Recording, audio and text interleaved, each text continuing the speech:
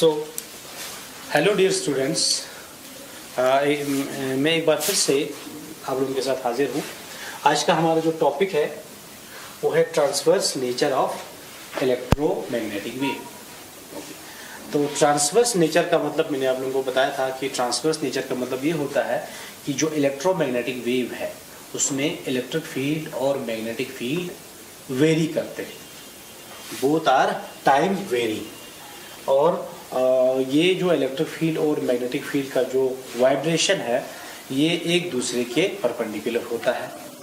ठीक है, अगर मान लो इलेक्ट्रिक फील्ड वाई डायरेक्शन में ऐसे वाइब्रेट करता है और मैग्नेटिक फील्ड जेड डायरेक्शन में ऐसे वाइब्रेट करता है, तो ये एक दूसरे के ऐसे परपेंडिकुलर होते हैं, ये ऐसे है। ठीक है, ये ऐसे वाइब्रेट करता है इलेक्ट्रिक फील्ड और मैग्नेटिक फील्ड ऐसे वाइब्रेट करता है, तो इनका वाइब्रेशन का जो डायरेक्शन है वो 90 डिग्री है और ये दोनों एक प्लस एक्स में ट्रेवल करता है ऐसे। ठीक है, तो जहां पर ये वेरिएशंस आपस में 90 है और दोनों प्रोपगेशन के भी 90 हैं, तो ऐसे वेव को हम क्या बोलते हैं? ट्रांसवर्स वेव बोलते हैं। ओके, तो इस चीज को प्रूफ करने के लिए कि इलेक्ट्रोमैग्नेटिक वेव ट्रांसवर्स है, तो हम ये प्रूफ कर देंगे कि जब ये जो इसमें जो इलेक्ट्रिक फील्ड का जो वाइब्रेशन होता है वो सिर्फ वाई में होता है, एक्स में नहीं होता। तो we will prove that the component along X axis is zero. तो सारा जो वाइब्रेशन है इसमें वाई डायरेक्शन में होता है। तो अगर हमने ऐसा प्रूफ कर दिया तो that is the proof of transverse nature of electromagnetic wave. Okay, इस चीज को प्रूफ करने के लिए हमने एक यहाँ पर हम कंसिडर करेंगे, वी विल कंसिडर, हम यहाँ पर कंसिडर करेंगे plane progressive wave, plane travelling wave या प्लेन प्रोग्रेसिव वेव।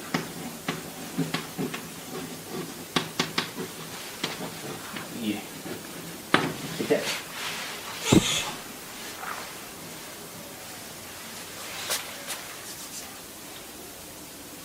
तो इस तरह से हम यहाँ पर इसका ये प्रूफ कर सकते हैं, इस तरह से हम इसका प्रूफ कर सकते हैं। ये ऐसे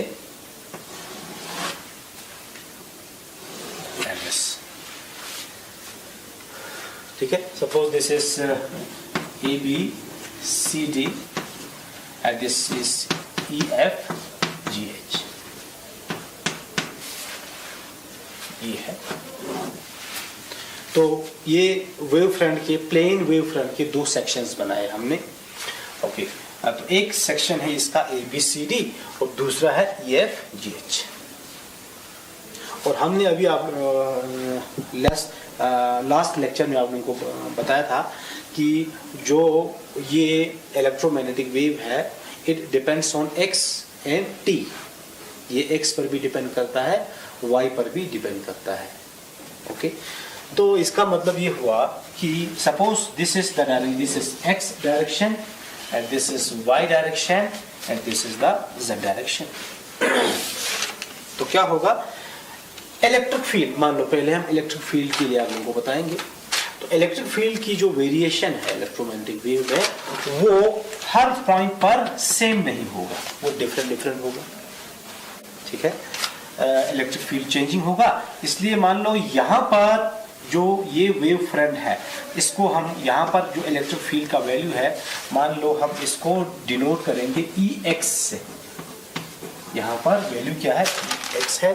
और यहाँ पर जो वैल्यू है suppose this is E X dash है, because the electric field is not same at all points along X axis. इसलिए यहाँ पर इसका वैल्यू ई एक्स रखा और इस पोजीशन पर जो वेव फ्रंट है उसका वैल्यू हमने क्या रखा? ई एक्स डैश रखा। ठीक है, ओके। तो क्या होगा? हम इसको अप्लाई करेंगे Gauss theorem. We will apply Gauss theorem, we will apply Gauss theorem.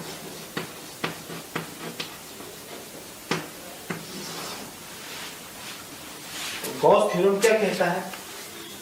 ये कहता है the total flux, this is ये होता है E dot ds is equal to Q upon epsilon naught होता है। Electric field, this is the area, total charge enclosed by the Gaussian surface and this is the permittivity of the free space होता है। ये हम लगाएंगे इसको। तो अगर हम इसको मान लेंगे, ये हमारा पूरा देखिएगा, ये हमारा पूरा पैरेललोपाइप्ड है ABCDEFGH। तो हम ये कह सकते हैं कि इसके अंदर तो कोई चार्ज नहीं है, इसके अंदर कोई चार्ज नहीं है, क्योंकि इलेक्ट्रोमैग्नेटिक वेव में कोई चार्ज नहीं होता। इसमें जो इलेक्ट्रिक फील्ड और मैग्नेटिक फील्ड बनता है वो आपस में एक दूसरे को प्रोड्यूस करता है। Changing electric field produces a changing magnetic field and changing magnetic field produces a changing electric field. तो इसके अंदर कोई चार्ज नहीं है, इसलिए हमारे ये कॉजेस लॉ क्या हो जाएगा? ये हो जाएगा E डॉट ds जो है ये हो जाएगा 0 because there is no net charge inside the closed surface. तो this is equal to 0. Okay, अब ये अगर 0 है तो ये तो पूरे पैरेललोपाइप के लिए है। इसमें टोटल कितने फेसेस हैं? 6 फेसेस हैं। एक ये 2 3 4 फ्रंट एंड बैक 6 फेसेस हैं इसमें। तो ये हम अलग अलग से इन फेसेस के ऊपर अप्लाई करेंगे तो हमको क्या मिलेगा? देखिए, if you apply this for all the 6 faces तो हमें मिलेगा, देखिए यहां पर हम लिखेंगे इसको,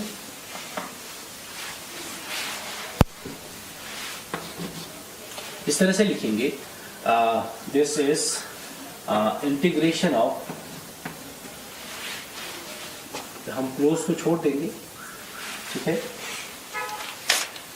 देखो, एक तो हम इसको लिखेंगे, देखिएगा इसमें ABCD एक फेस आता है, इसमें ABCD आता है, और इसका ऑपोजिट फेस EFGH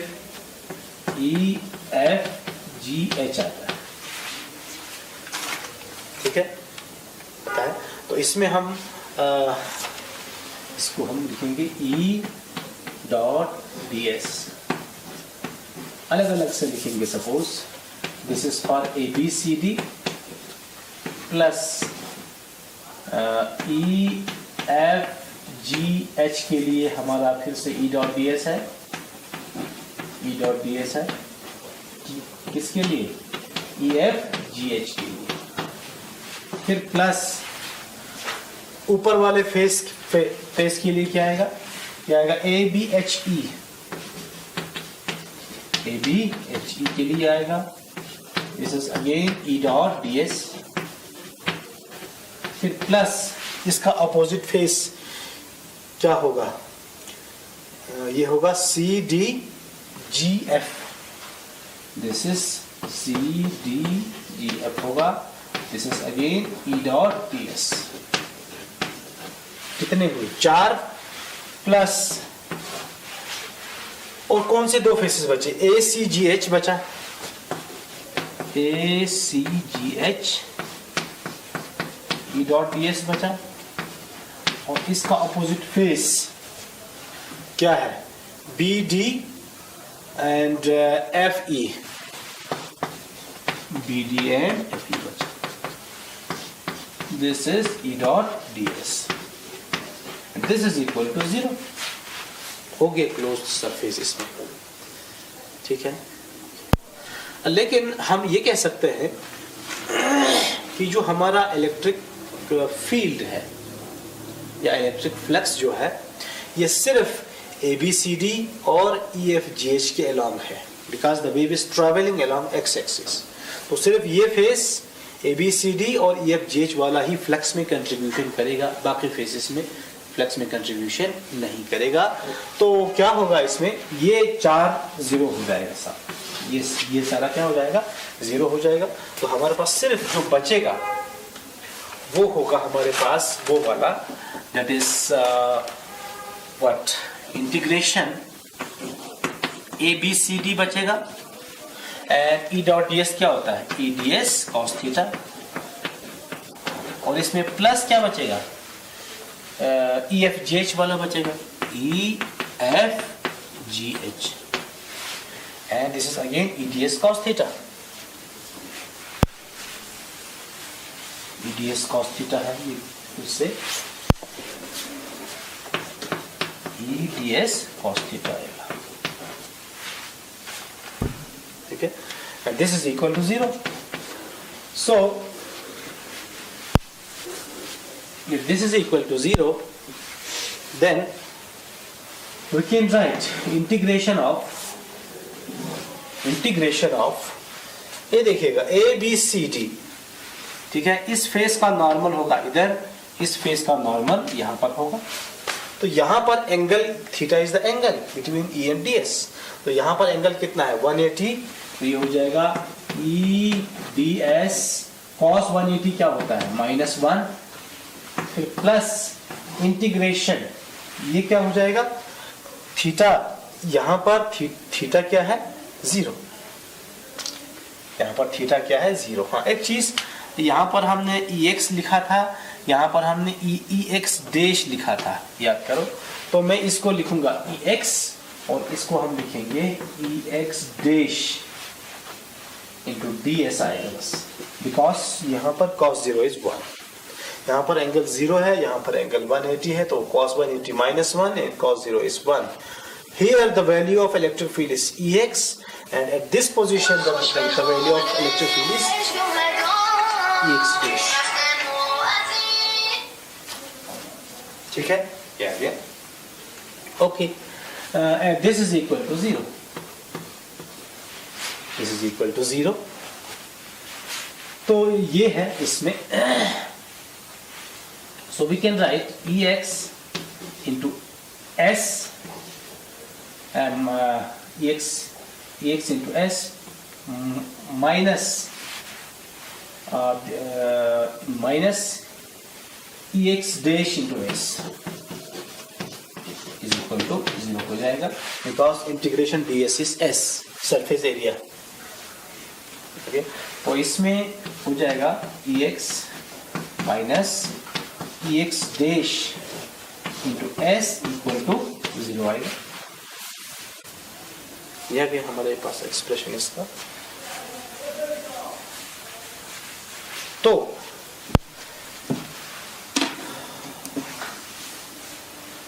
अगर ये ऐसा है, इसको हम इस तरह से लिखेंगे, ये जो S है this is the surface area, so surface area S is not 0, so S is not equal to 0, S तो 0 नहीं है, तो इन दोनों का प्रोडक्ट 0 तभी होगा कि अगर ये 0 होगा, तो क्या 0 होगा, तो Ex minus Ex dash equal to 0. What is Ex?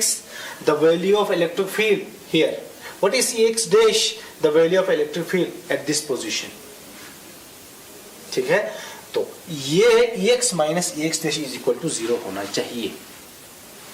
अब ये 0 कब होगा, देखो इसमें 0 होने के लिए दो कंडीशन है. पहला तो इसको 0 होने के लिए दो कंडीशन ये है कि अगर Ex और Ex dash इक्वल है, if Ex is equal to Ex dash then this is equal to 0 हो जाएगा.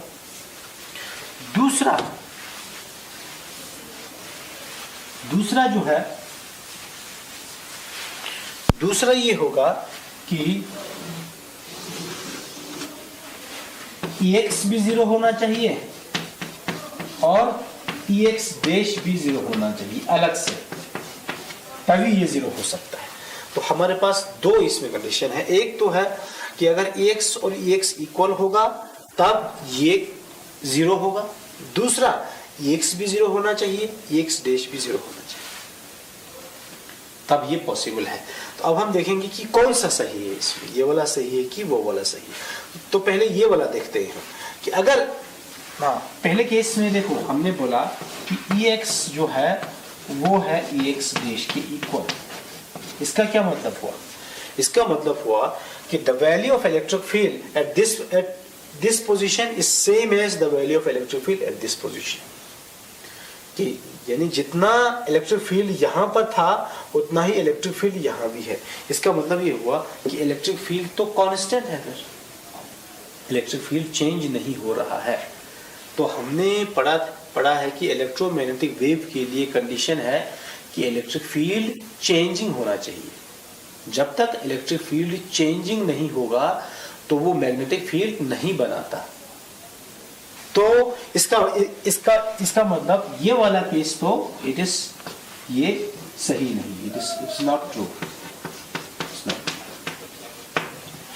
ये नहीं होगा। EX और EX डैश कभी भी इक्वल नहीं होता है, ठीक है, because electric field is changing with X।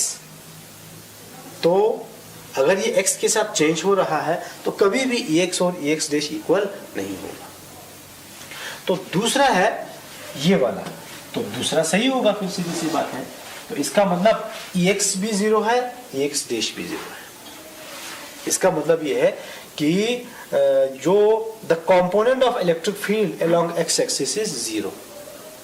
यहां भी X एक्सिस में कोई कंपोनेंट नहीं है इलेक्ट्रिक फील्ड का, और यहां भी X एक्सिस में इलेक्ट्रिक फील्ड का कोई भी कंपोनेंट नहीं है, तो सारा Y में है। It means the electric field is vibrating in this direction. There is no component along Y in X direction. तो वही तो हम प्रूफ करना चाहते हैं कि इलेक्ट्रिक फील्ड का कोई भी कंपोनेंट X डायरेक्शन में नहीं है, सारा Y में है, ठीक है। तो these two are perpendicular। तो ऐसे ही हम मैग्नेटिक फील्ड के लिए भी बिल्कुल ऐसे ही मैग्नेटिक फील्ड के लिए प्रूफ कर सकते हैं कि मैग्नेटिक फील्ड जो है ये Z में वाइब्रेट करता है, इसका कोई भी कंपोनेंट X में वाइब्रेट नहीं करता।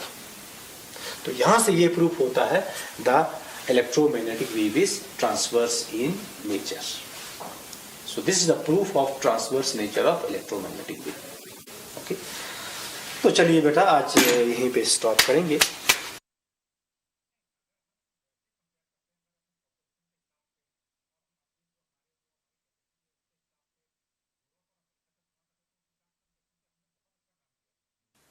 Bismillahirrahmanirrahim. Welcome back, class.